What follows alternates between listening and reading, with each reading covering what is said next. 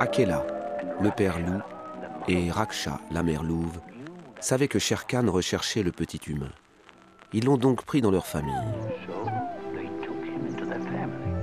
Mowgli, Romulus et Remus sont autant d'orphelins recueillis par des louves.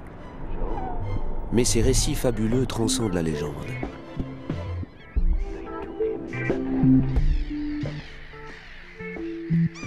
Tout comme l'espèce humaine, les animaux pratiquent l'adoption, chacun à leur façon, parfois sans ménagement. Chez l'homme, l'adoption peut combler un désir d'enfant ou être signe de générosité. Dans la nature, elle n'a pas forcément le même sens. La loi de la jungle est avant tout celle du chacun pour soi. En pénétrant cet univers, nous tenterons de découvrir pourquoi les animaux élèvent des jeunes qui ne sont pas les leurs. Est-ce un accident ou un acte altruiste ?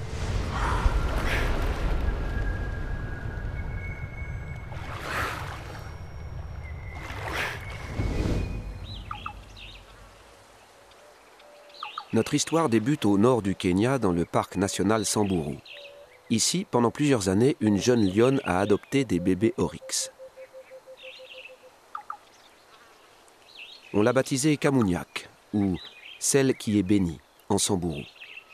Comme l'annonçait dans la Bible la prophétie d'Ésaïe, le lion et l'agneau coexistent pacifiquement. Leur duo est devenu symbole de paix. Mais ce comportement laisse perplexes les scientifiques. Habituellement, l'oryx est la proie des lions.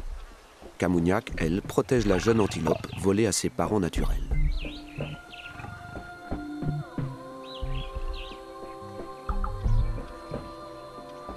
Pourquoi un lion adopterait-il une antilope?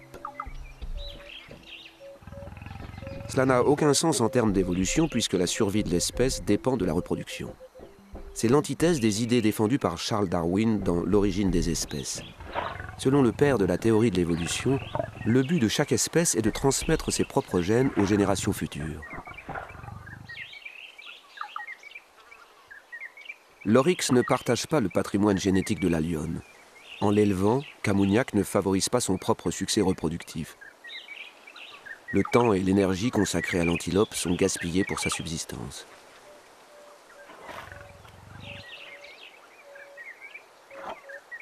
Le comportement de Kamunyak est loin d'être isolé.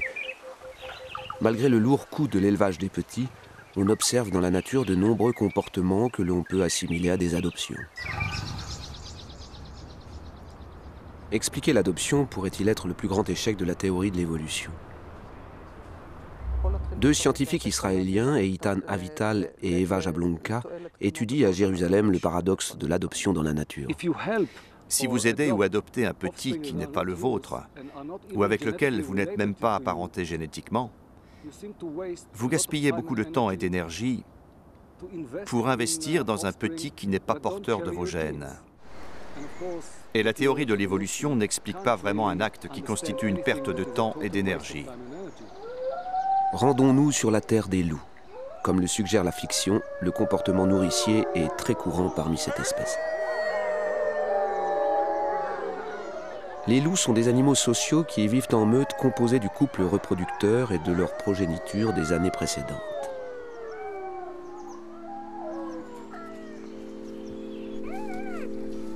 La société des loups se caractérise par une division du travail.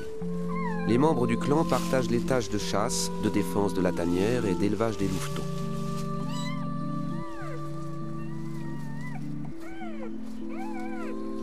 La femelle reproductrice met bas au printemps dans une tanière souterraine.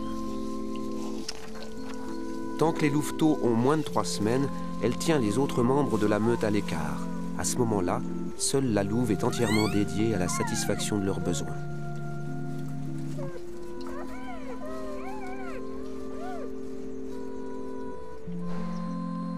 Pendant l'étape de transition entre 5 et 10 semaines, les louveteaux passent du lait à une nourriture solide.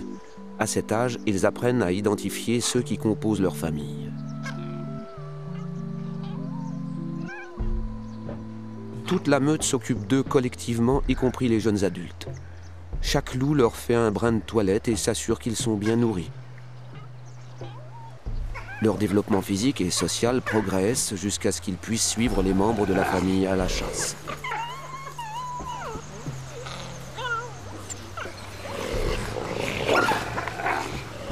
Quelle que soit leur place dans la meute, les loups peuvent s'emparer de la nourriture d'un autre.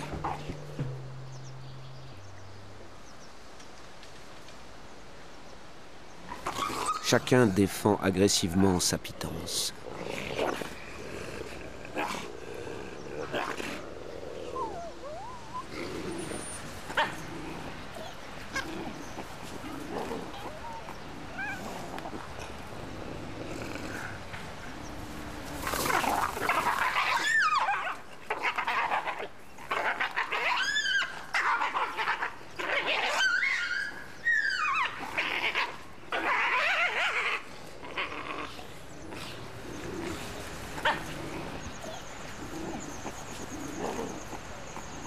Mais les louveteaux font exception.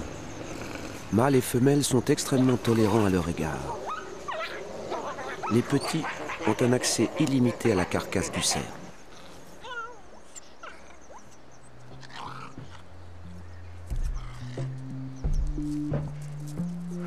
Et lorsque les louveteaux ont encore faim, ils demandent de la nourriture en léchant le museau des adultes. Si son estomac est plein, le loup ainsi sollicité régurgitera des aliments pour le petit.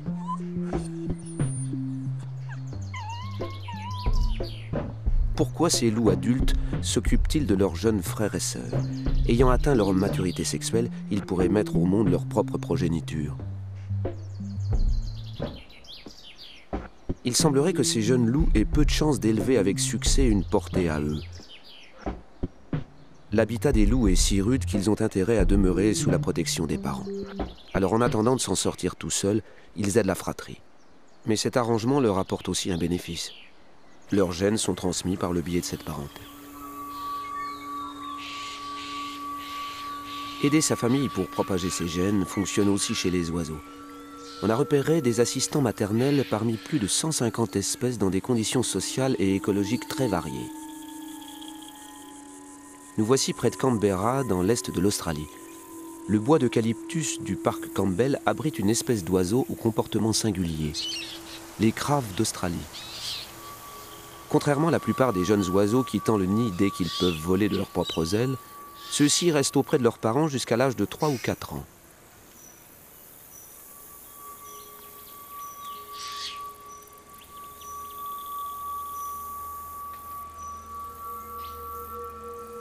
Tous les membres du groupe se relaient pendant l'incubation, puis pour alimenter les poussins.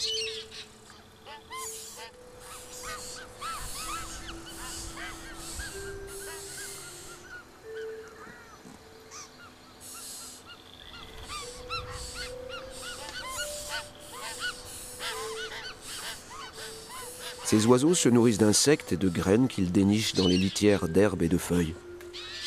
En raison de régulières sécheresses, la nourriture se fait rare. Dans ces âpres conditions, la solidarité familiale semble être la plus adéquate des stratégies parentales. Ces parents craves seraient incapables d'élever une nouvelle couvée sans assistance. Il faut au minimum 7 oiseaux pour élever plus d'un jeune par an. Comme chez les loups, les perspectives reproductives sont faibles pour les jeunes. Tant qu'ils ne sont pas matures, favoriser la survie de leur fratrie pourrait être le plus sûr moyen de transmettre leurs gènes. Quand ils seront adultes, d'autres jeunes les assisteront à leur tour. C'est ce que les biologistes appellent l'altruisme réciproque. Vous me faites une faveur et je vous en fais une en retour. Selon Eva Jablonka, ils auront acquis d'ici là une plus grande expérience des soins parentaux. En prodiguant des soins, Les assistants exercent leurs compétences parentales et deviennent ainsi plus habiles et meilleurs parents quand ils procréent à leur tour. Ils ne sont donc pas en train de diminuer leur propre succès reproductif, au contraire, ils l'améliorent.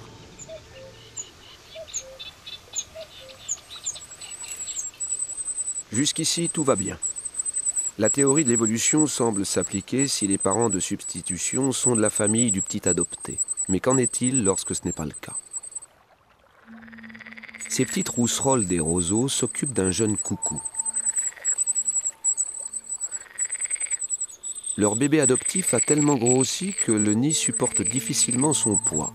Le nourrir et le soigner leur demande de lourds efforts.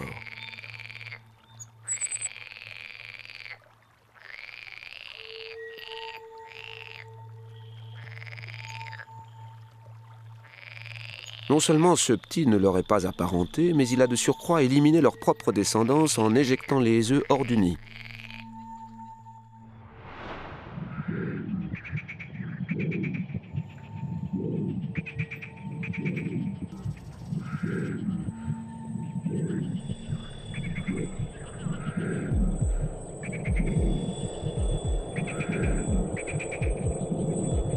Du point de vue du coucou, l'opération est un véritable succès.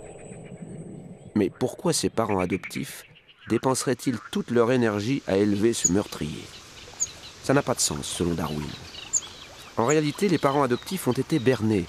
Un coucou adulte a déposé un de ses œufs dans leur nid en profitant de leur inaptitude à reconnaître leur propre progéniture.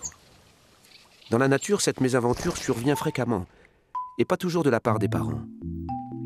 Si une véritable adoption implique une identification, alors il nous faut comprendre comment les animaux distinguent leurs petits des autres.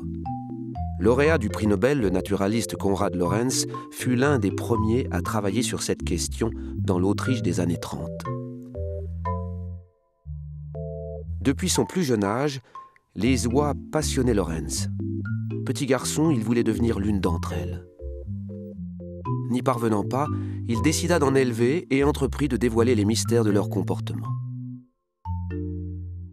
Avec son collègue Oskar Heinroth, il nomma empreinte le processus d'apprentissage qui a lieu très tôt dans la vie de l'oison. À leur naissance, les oisons suivent naturellement leur mère, la première chose mouvante aperçue. Et si ce n'est pas leur mère, mais un homme, eh bien ils le suivent quand même. Konrad Lorenz est ainsi devenu cette maman de substitution qu'ils accompagnent partout. La période succédant à l'éclosion est donc cruciale. Les poussins s'attachent à leurs parents et les parents identifient leurs poussins. Les femelles imprègnent leurs petits par la vocalisation et des signaux chimiques. Le résultat, une famille heureuse. L'adoption dans le monde animal ne serait-elle finalement que le fruit d'une erreur d'identification? En tous les cas, des études montrent que l'adoption tourne rarement en faveur de l'adopté s'il est identifié comme étranger. C'est le cas chez plusieurs espèces, les lions, les singes langours ou les étourneaux.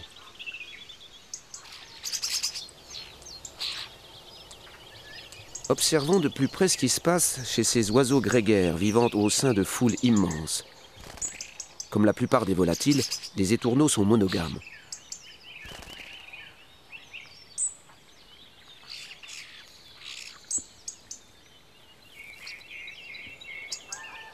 Ils nichent au sein de colonies ou en couples isolés, dans les trous des arbres ou d'un simple mur. La femelle pond entre 5 et 7 œufs que les deux partenaires couvent tour à tour. Le couple s'occupe des poussins à deux, tant que rien ne brise cet équilibre.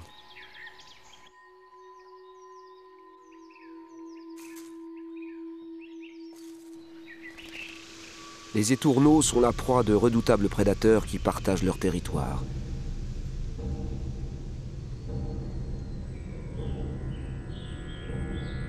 Les autours des palombes chassent le plus souvent dissimulés à l'affût dans les branchages.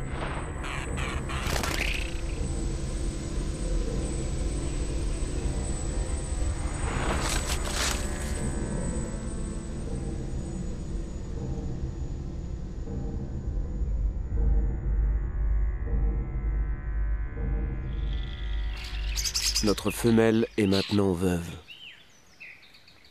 Un autre mâle ne tarde pas à lui faire la cour.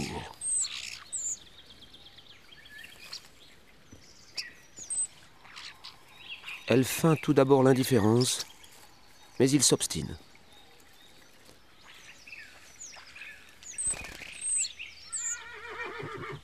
Il a bientôt gain de cause et s'accouple avec elle.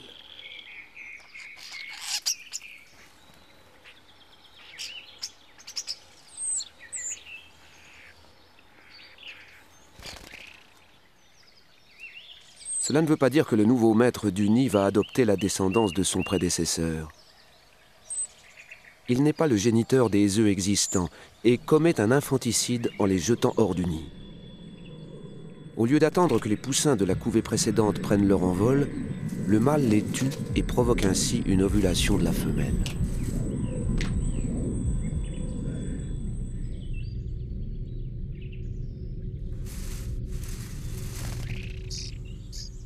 Sa stratégie a fonctionné. Sa partenaire a produit une couvée de remplacement dont il est le géniteur.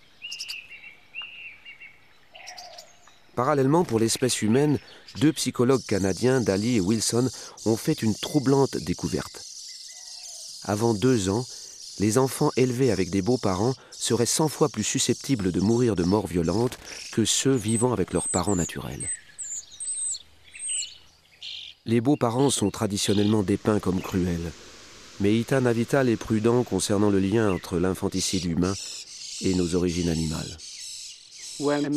Lorsqu'un lion mâle tue les petits d'une femelle parce qu'ils ne sont pas les siens, mais ceux du précédent mâle du groupe, c'est une adaptation.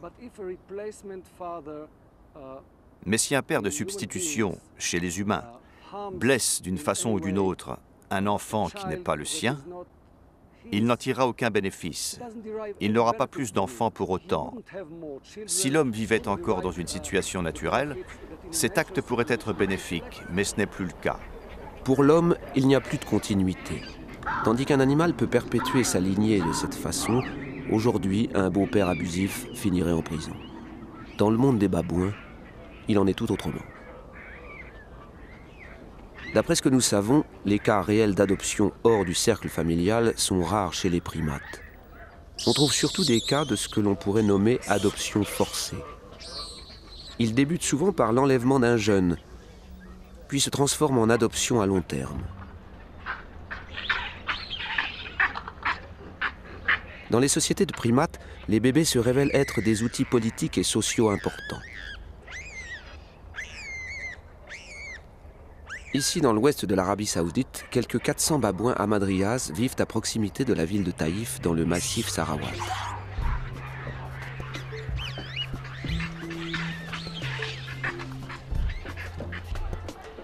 Ils rôdent autour d'une décharge où ils viennent régulièrement chercher de quoi se nourrir.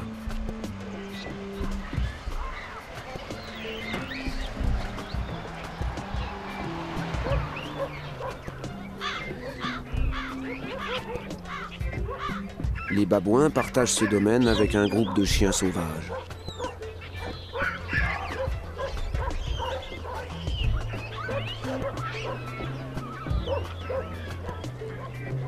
Ces singes disposent d'un système social organisé autour des adultes mâles. Chaque babouin possède son propre harem. Il veille jalousement sur ses femelles, s'assurant par la force qu'elles restent sous son contrôle. Le mâle dominant passe la plupart de son temps à surveiller de près ses femelles, surtout celles qui sont en chaleur.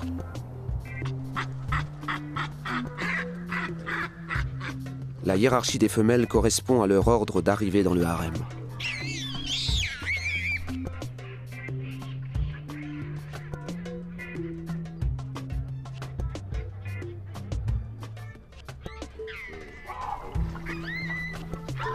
Lorsqu'un mâle adulte trouve une femelle à sa convenance, il l'épouille pour tisser des liens affectifs.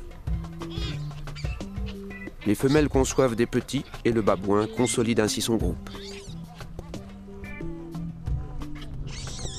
Pour posséder une femelle, les jeunes mâles doivent entrer en concurrence avec leurs congénères.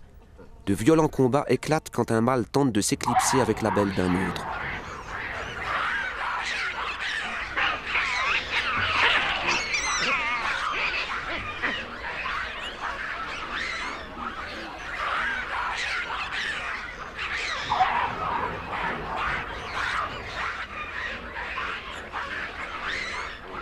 À pleine maturité, un adulte peut peser quelques 25 kilos, soit le double du poids d'un adolescent. Voilà pourquoi les jeunes mâles essaieraient rarement de voler les femelles des mâles dominants pour constituer leur harem.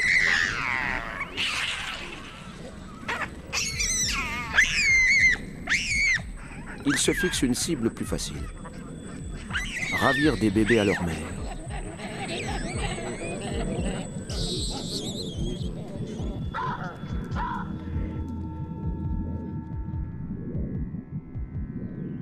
Cette mère éplorée désire récupérer son petit, mais elle n'ose pas se confronter au mâle.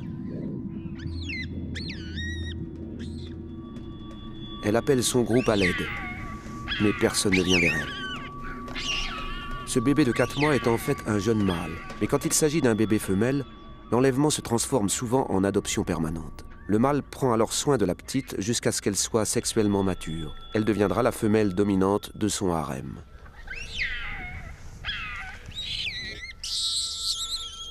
Malgré tout, cette mère ne perd pas espoir.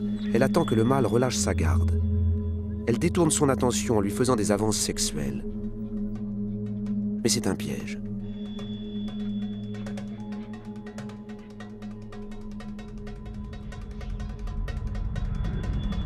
Et elle attrape son bébé. Cette fois-ci, l'adoption a échoué. La volonté de créer une famille est une pulsion irrépressible. Serait-elle responsable de comportements étranges? Dans le massif Sarawat se déroulent d'autres kidnappings. Les babouins adoptent des chiens.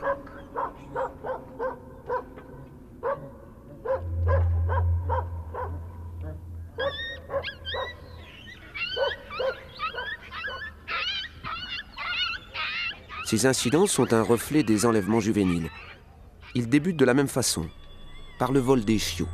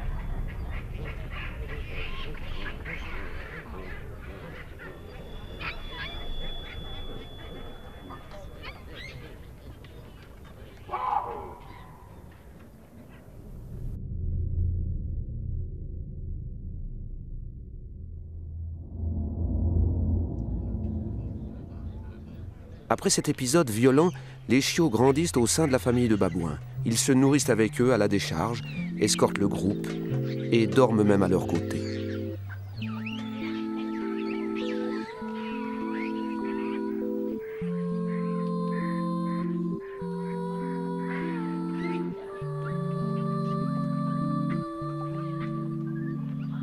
On voit même les babouins épouiller les chiens et jouer avec eux.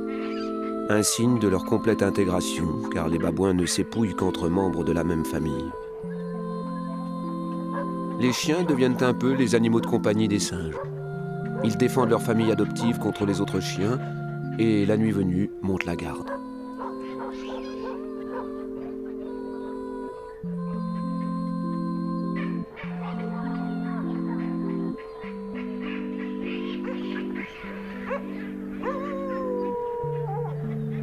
Ces enlèvements possèdent une fin heureuse.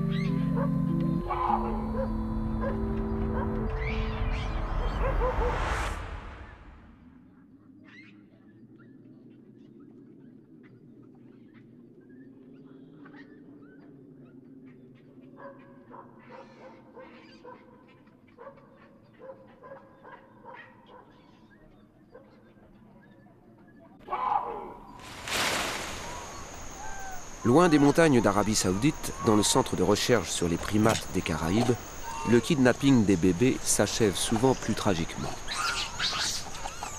Les mères macaques de l'île Cayo Santiago, au large de Puerto Rico, doivent protéger leurs petits de l'instinct maternel débordant des autres femelles.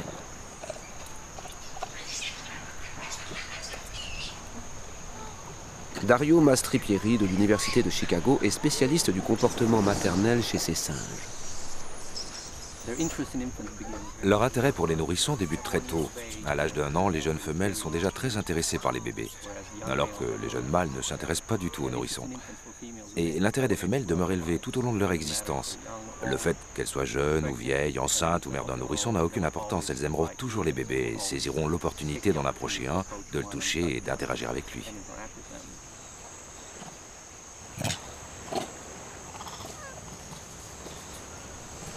Les mères macaques ne sont pas favorables à ces interactions car elles risquent de se transformer en enlèvement. Les femelles agitent leur queue et émettent des grognements et des babillages en s'approchant des nourrissons. Ces signaux amicaux sont destinés à rassurer les mères, à les rendre plus tolérantes.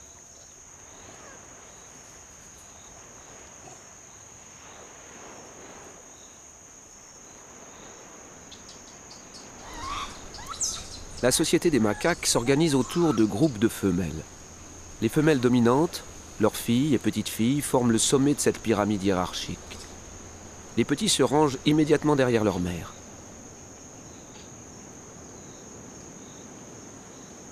Placée à la base de cette pyramide sociale, cette femelle sans enfant convoite les nourrissons des autres. Sa tentative d'enlèvement avorte. En voyant approcher la mère du bébé, elle le pose à terre, puis va saluer le bébé de la femelle dominante en remuant la queue et en vocalisant. Elle est loin d'être la seule à s'intéresser aux nourrissons.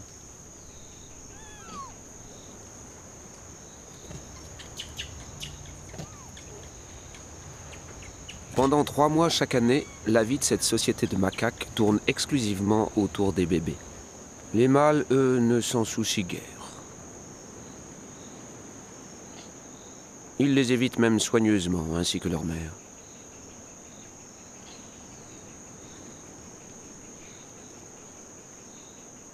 Ils n'ont rien à faire, si ce n'est attendre la prochaine saison des amours.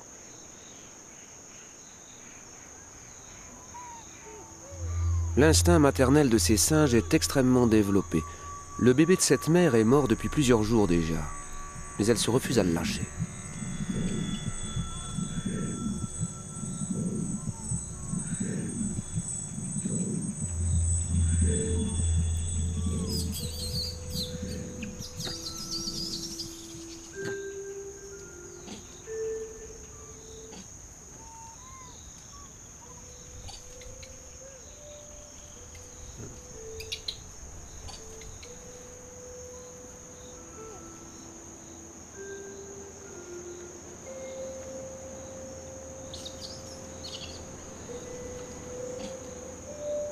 La forte pulsion maternelle des femelles est nécessaire car leurs bébés naissent incompétents.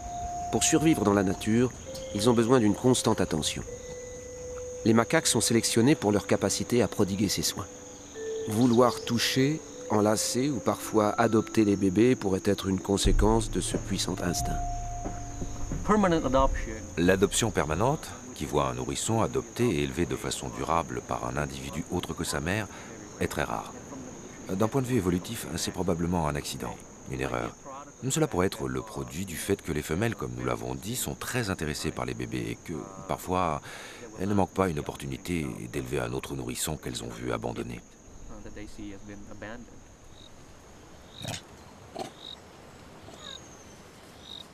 Cette sensibilité élevée vis-à-vis des nourrissons permet à ces femelles de faire de bonnes mères. Mais cette médaille a un revers. Le bien-être des bébés n'est pas toujours le premier souci des jeunes, un peu comme si elles jouaient à la poupée.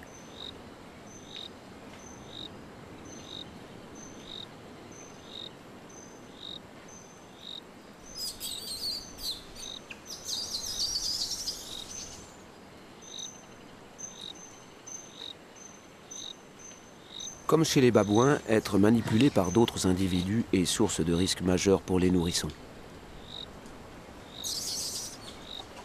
Pour cette raison, les femelles macaques sont extrêmement vigilantes.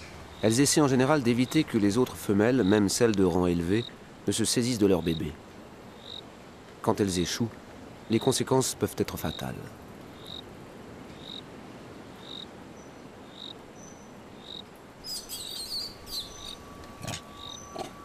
Cette jeune femelle de 2 ans est la demi-sœur de ce nouveau-né.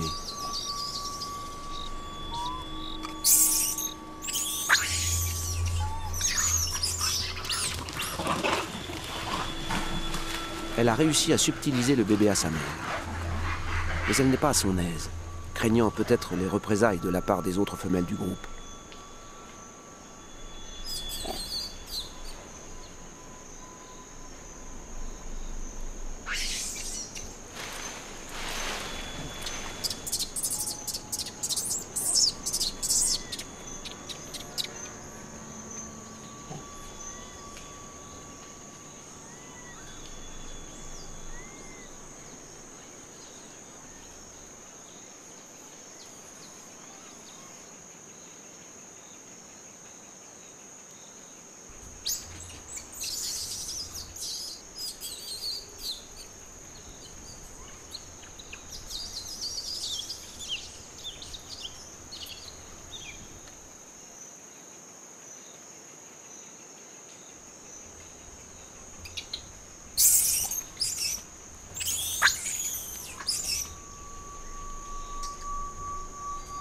Une issue tragique menace son envie de jouer à la maman. La face du petit est couverte de coupures et de bleus, preuve qu'elle ne sait pas encore comment le porter. Et surtout, sans lait, elle est incapable de le nourrir.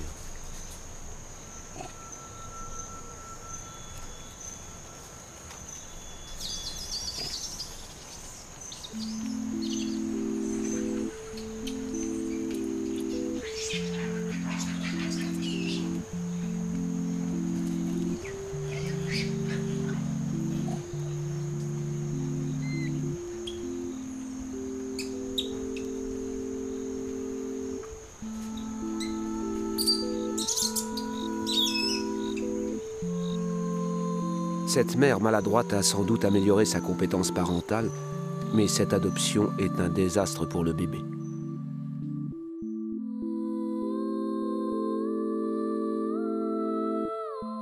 Il mourra d'ici quelques jours, à moins que sa mère biologique ne réussisse à le secourir.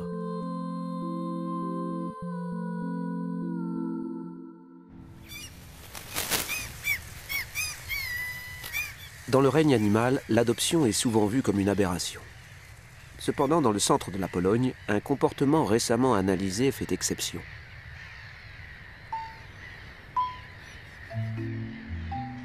Chaque année au printemps, des centaines de goélands cendrés rejoignent les îles clairsemées de la rivière Vistula. Après avoir hiverné en Europe de l'Est, ces goélands retournent là où ils sont nés pour s'y reproduire.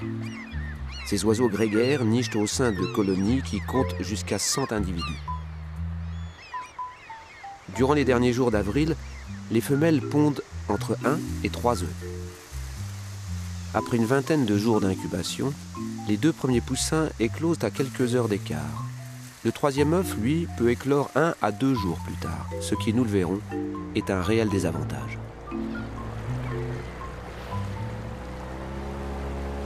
Monika et Dariusz Bukaczynski travaillent au Centre polonais de recherche écologique. Depuis plusieurs années, ils étudient les habitudes reproductives de ces oiseaux.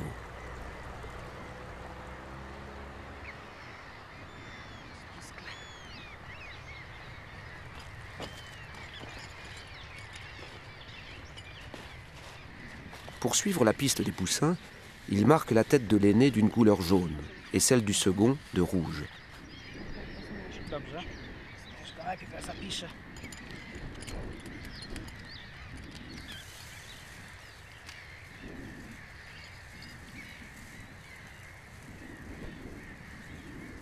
Enfin, le dernier né se voit teinté de bleu.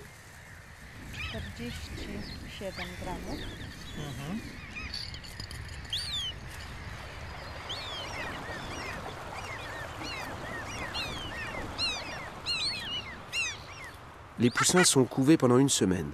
L'un des parents les surveille jusqu'à ce qu'ils soient assez forts pour voler. Pendant cette période d'apprentissage, ils restent près du nid où ils sont nourris.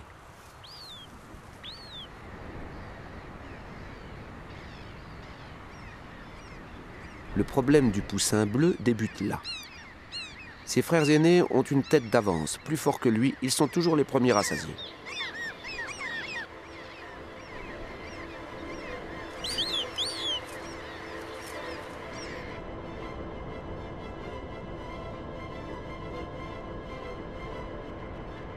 Si la saison est pauvre en nourriture, les chances de survie du benjamin sont minces. Pire encore si ses parents sont inexpérimentés.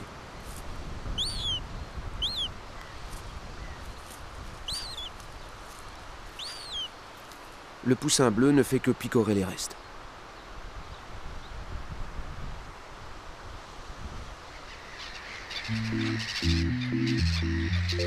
Ces derniers nés abandonnent fréquemment leurs parents. Ils quittent le nid et partent en quête d'une nouvelle famille d'accueil dans la colonie.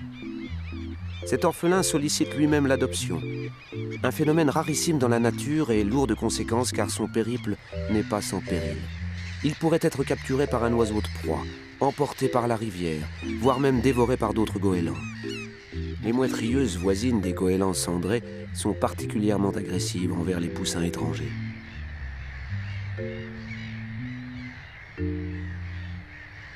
Notre poussin a trouvé une nouvelle famille dans les dunes.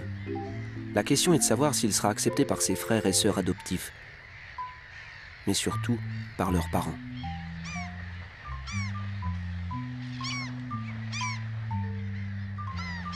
Il hésite avant d'approcher. Ce couple ne lui est pas familier.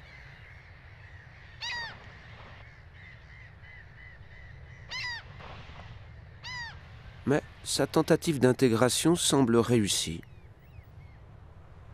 Il est nourri parmi les autres poussins.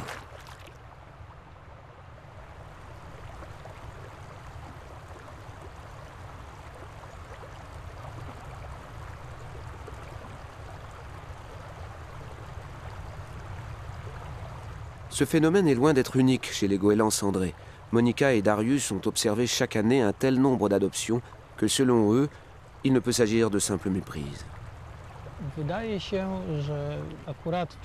Il apparaît que dans le cas des goélands cendrés, l'adoption est adaptative, car il est difficile de croire qu'un phénomène qui se produit à une telle fréquence dans ces colonies soit le fruit du hasard. La structure génétique des goélands cendrés a révélé des relations de parenté parmi ces colonies d'oiseaux.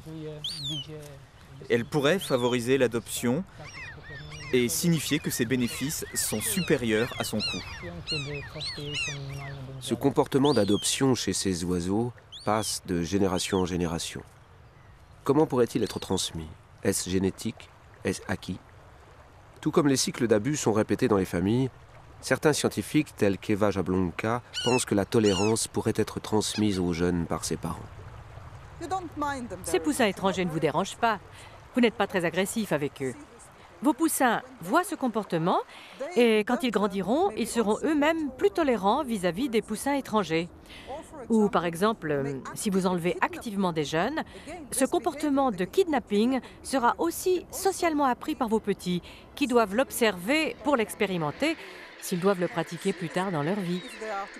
Si les poussins apprennent ce comportement de leurs parents, que se passe-t-il si l'on place un œuf de mouette rieuse dans le nid d'un goéland cendré? Les Bukacinski sont en train d'expérimenter cette hypothèse. Devenues adultes, les mouettes rieuses seront-elles tolérantes envers les poussins?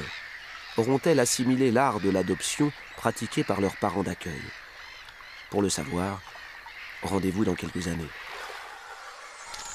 Chez l'homme comme chez l'animal, le désir de fonder une famille est un instinct puissant. Mais l'histoire non achevée des goélands cendrés laisse une question en suspens. Peut-on parfois considérer l'adoption comme un acte de bonté? Peut-elle être vraiment altruiste? Darwin lui-même s'est intéressé à l'altruisme des insectes sociaux. Leur observation avait presque sabordé sa théorie de l'évolution.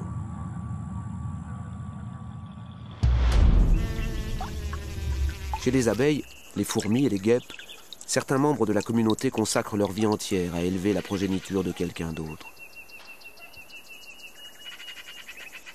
Les guêpes polistes construisent des nids avec de la pâte à papier. Elles vont chercher du bois, le mâchent, puis avec cette matière construisent des alvéoles hexagonales. Un nouveau nid est fondé au printemps par une ou plusieurs femelles. L'une de ces femelles occupe la position dominante et devient la reine. Paraissant plus grosse, elle est la mère des femelles ouvrières et se spécialise dans la ponte des œufs. C'est la tâche principale de la reine, qui quitte rarement le nid. Les ouvrières, toutes femelles, construisent et entretiennent le nid, mais leur priorité est d'élever les petits de la reine.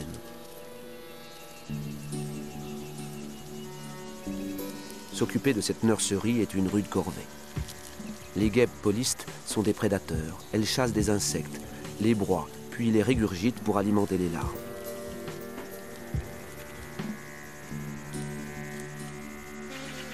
Elles livrent aussi des gouttelettes d'eau à l'entrée de leurs alvéoles.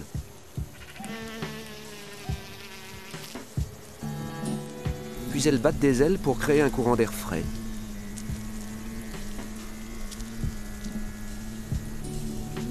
L'eau s'évapore et soulage les larves de la chaleur estivale.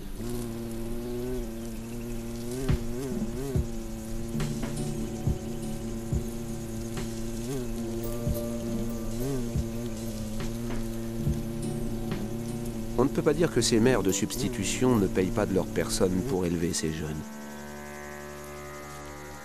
Darwin justifiait l'altruisme des insectes sociaux comme un soutien à la famille élargie. Leur sacrifice n'est pas une perte de temps. Sa théorie est donc sauve. Le professeur Stefano Turilazzi, spécialiste des insectes sociaux à l'Université de Florence, nous explique pourquoi. Le comportement altruiste est celui d'un animal qui renonce à sa propre reproduction pour augmenter la reproduction d'un autre individu.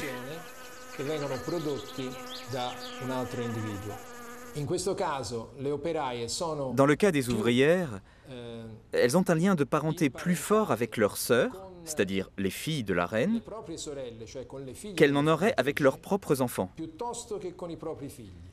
Et cette situation fait que d'un point de vue évolutif, les ouvrières préfèrent renoncer à leur propre reproduction pour aider leur mère à élever leurs sœurs en plus grand nombre.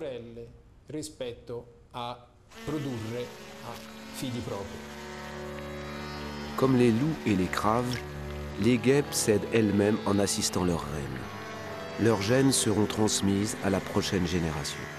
Pourtant, même si elles se sacrifient à une échelle massive pour les générations futures, on ne peut pas dire que ces actes altruistes soient délibérés.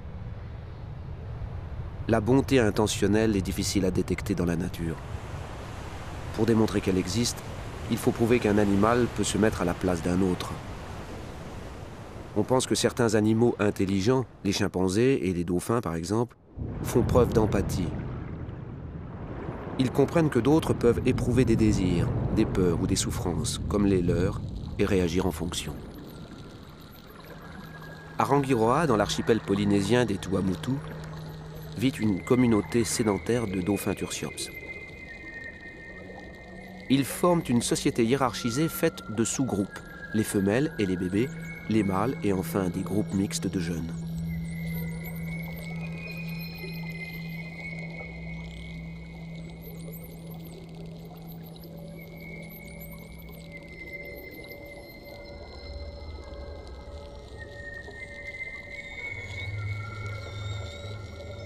Les requins à pointe blanche sont parmi leurs plus dangereux prédateurs.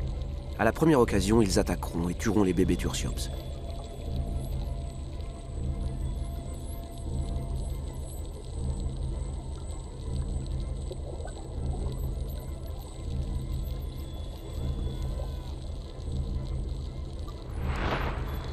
Les dauphins mâles sont conscients de cette menace.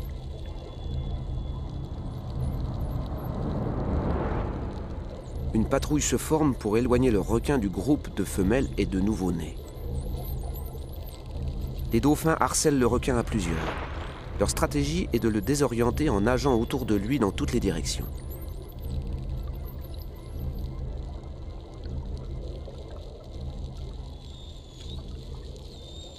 Leurs efforts coordonnés portent enfin leurs fruits et le requin à pointe blanche abandonne la partie.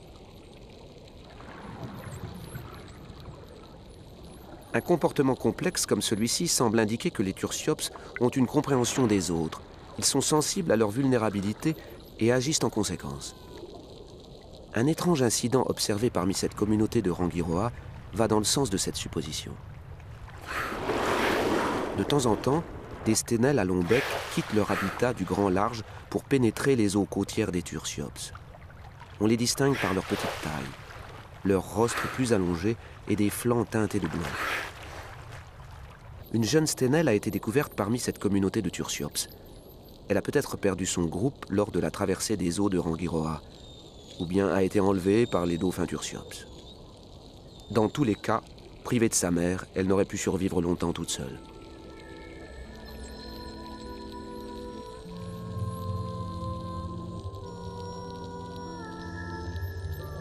Les dauphins semblent l'avoir adoptée.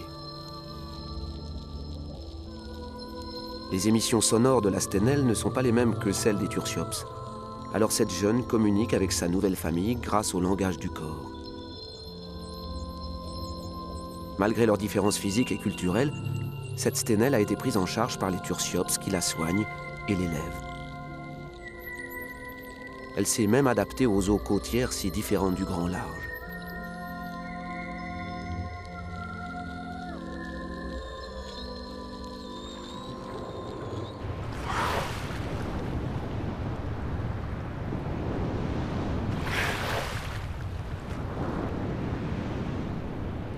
À regarder ces dauphins, il semblerait bien que l'Homo sapiens ne soit pas la seule espèce capable de prendre en charge le bien-être d'un orphelin.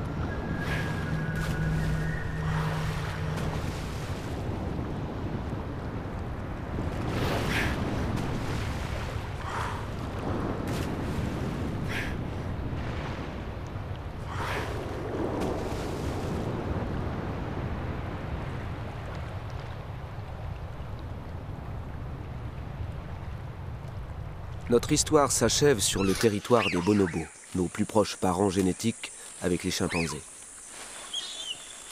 Le seul pays où ils subsistent encore à l'état naturel est la République démocratique du Congo.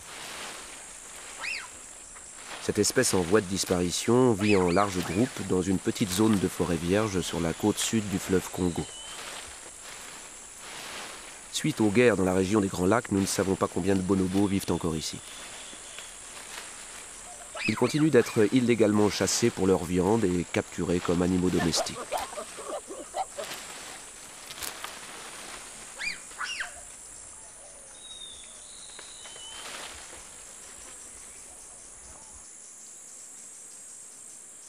Dans la société bonobo, les femelles ont une position dominante et jouent un rôle central au sein du groupe.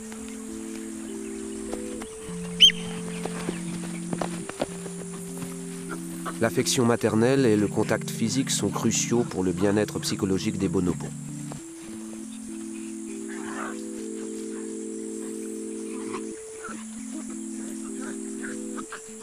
Dans cette société matriarcale, le pouvoir des mâles est déterminé par la position de leur mère. Ils dépendent d'elles durant l'enfance, mais aussi tout au long de leur vie.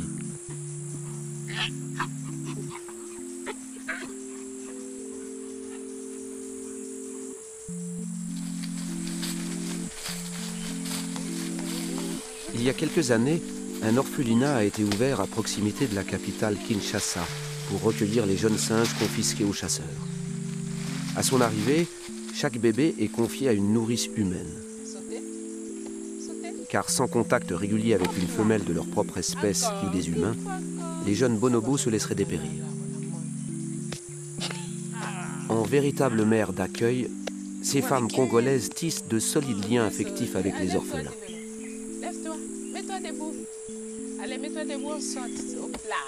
C'est un moment déterminant pour la survie des jeunes bonobos. S'ils adoptent leur mère de substitution, cela signifie qu'ils ont de grandes chances de survivre. Les bébés apprécient cette attention de tous les instants. Mais cette adoption n'est que temporaire. Le but de ces femmes est de donner aux singes la force de réintégrer ensuite le groupe des adultes.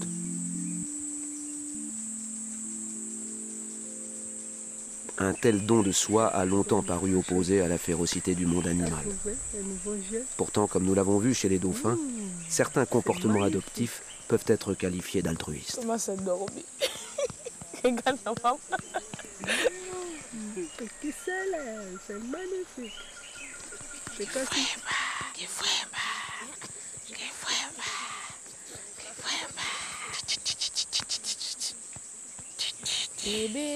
Loin de réfuter la théorie de l'évolution, Les comportements d'adoption la rendent encore plus riche et fascinante, preuve que la loi de la jungle est compatible avec l'existence de coopération, d'entraide, voire de sacrifice.